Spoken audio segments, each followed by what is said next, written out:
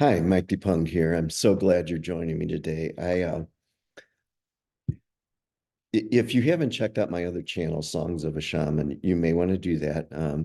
The recording that I did there today, the video I did there today, is a little lighter and maybe more suited to where you are at right now in your journey of healing and understanding yourself and life. This one is going to be a little heavier because I did a video from based on the book that I wrote, Martin, Maya, and Me, A Brief Exploration of Social Injustice. And it's Black History Month, and that's one of the reasons I wanted to do a few more of these because this is targeted at those who could be allies to others who are oppressed, specifically in this case with this African Americans. There are many others, and I've written a lot of articles about others. But shamans care about people. They care about learning who they are because once we understand who we are individually, once I know that I'm an expression of spirit incarnate and that my core essence is love, um, I want to see that in others. I want to experience that. The only way we can do that is through heart. Ego is the operating system that we receive along with the heart operating system to help us survive here. But when we use that to relate to other people, to try to learn ourselves, we end up really warped and with a lot of trauma, both on a personal level and a societal level. Shamans, this shaman at least cares about people knowing, exploring, discovering who they are. And I want to help them do that, help you do that if you wish. But I also care about them once I know who and what each individual is at that very core essence.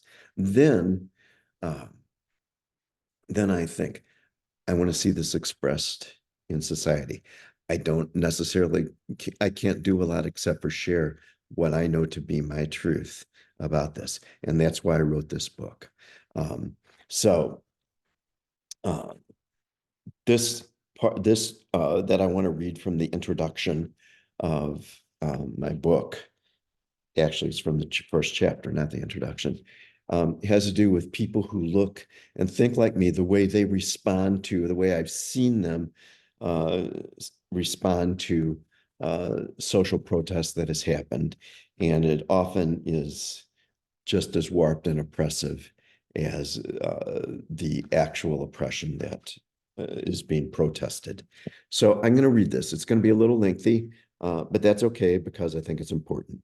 And if just one or two people can really respond to this, hopefully many, many more. You can buy my book. You can go and search it and buy it, or let me know if you're here in the St. Louis area, and I'll get one to you. But listen to this because this was part of the way Dr. Martin Luther King Jr. Um, protested and the way whites responded to the protest. For those of you who might be saying, well, I didn't do it, I don't care, and it was 50 years ago, 60 years ago, actually, it was 60 years ago. Um, the effects of trauma, if you don't heal them in yourself, you die with them unhealed. If they don't get healed in society, that uh, on a societal level, then society continues in trauma. These things need to be dealt with if we care about love and we care about all the things that we really want to experience here in this lifetime. So the form of protest employed by Dr. Martin Luther King Jr. was one of nonviolence and civil disobedience. He details that in his 1963 letter from the Birmingham jail, where he was being held for parading without a permit, which he addresses in the letter.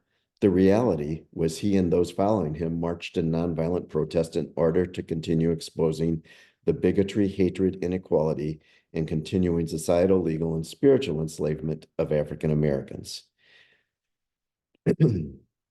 By the way, just a quick comment. He was jailed, and those who were with him for parading without a permit. That is a false, unjust law that needs to be disobeyed when it's used to oppress people.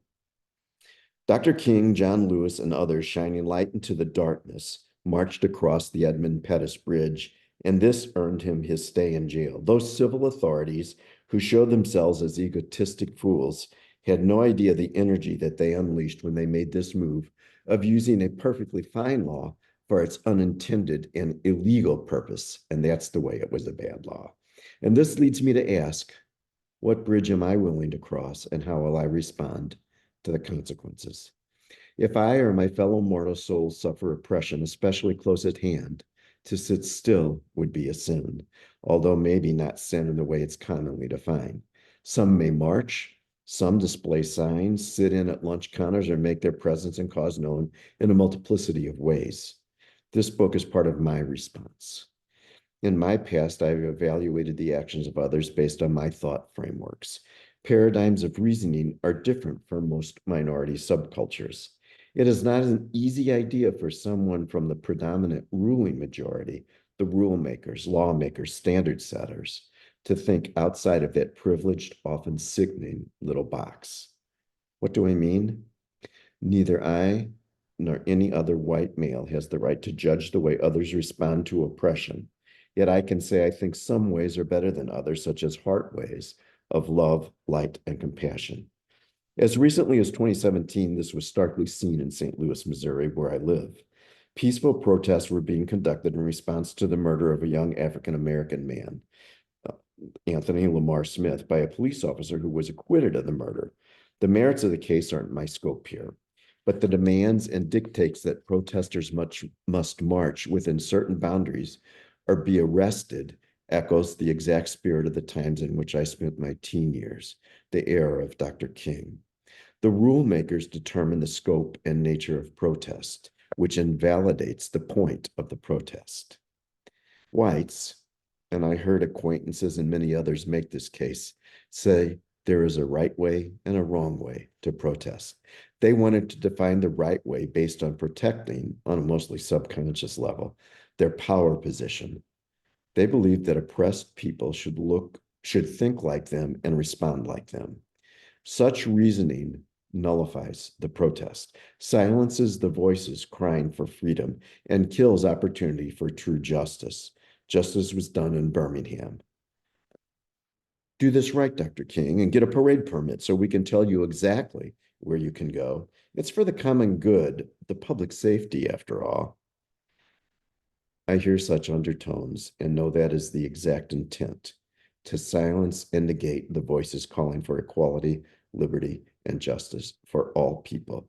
These qualities cannot be applied from only one culture's exclusive thought paradigm. If they are, they may end up sounding something like this. We have the right way, the best way for us, of course, but don't worry, we will take care of you. We fed the slaves, didn't we?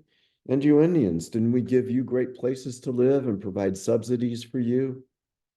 Yes, and kept as many as possible voiceless, oppressed, and embittered. We need to come to a table of fellowship and hear and understand the different ways of thinking about freedom, about law enforcement, about justice, about life. These are the exact sorts of issues that Dr. King addresses in his letter from the Birmingham City Jail. And I guess my final point here would be this. If nothing else, understand that your way and my way is not necessarily the only way or the right way or the best way to help others, to deal with oppression, to deal with healing trauma. We need to listen and we need to understand on a deep level, not just on a, hey, okay, we get it. We understand what you're saying. But as soon as you say, but, you mess everything up.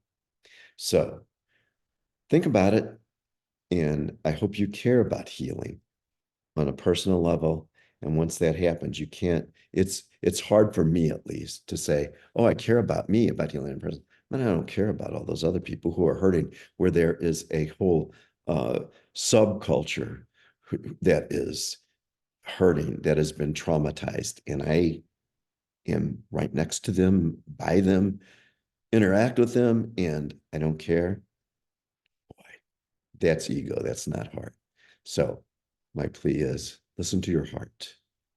Listen to your heart and know healing. Until next time, love and peace.